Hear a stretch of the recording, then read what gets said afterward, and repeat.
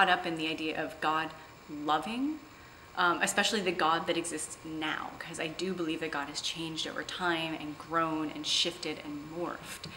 And I think there's enough examples of that in scripture and just in life that we see it. I think God is part of humanity.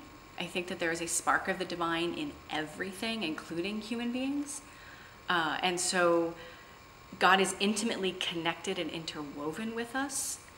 And I don't think it's easy to, even if and when God blew away humanity in the floods of Noah or in the great tragedies, things like atomic bombs and all of that, I can't imagine that that's an easy thing to have happen, even without anthropomorphization. Yes, that's what I'm trying to say.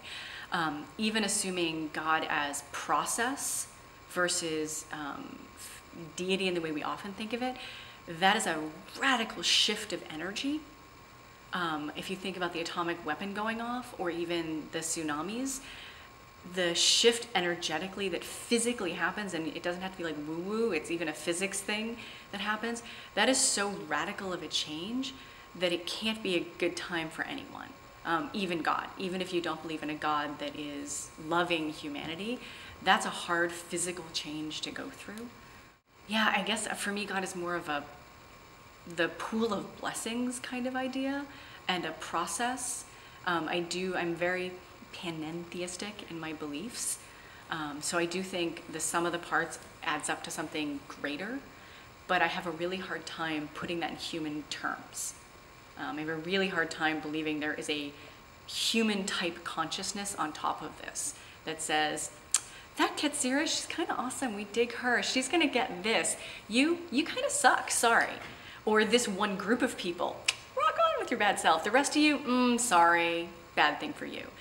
I think, again, at some point when there were fewer human beings, that was more probable.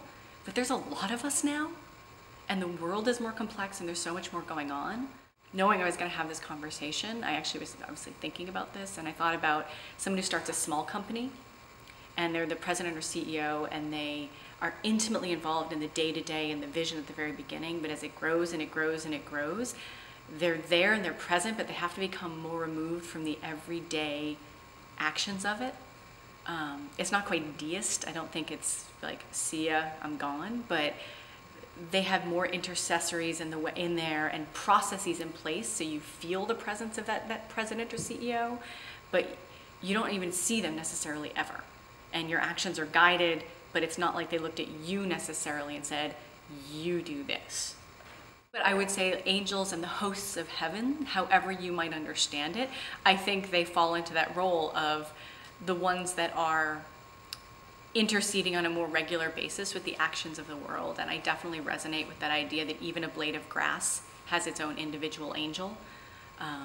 And I actually do think a lot of the pagan gods are probably what we would consider angels. They are emanations of the One, and they have their own jobs, which is to work with these other tribes and to work with them, while as Jews and the children of Israel, we had our own constructs that we were given, that we work with.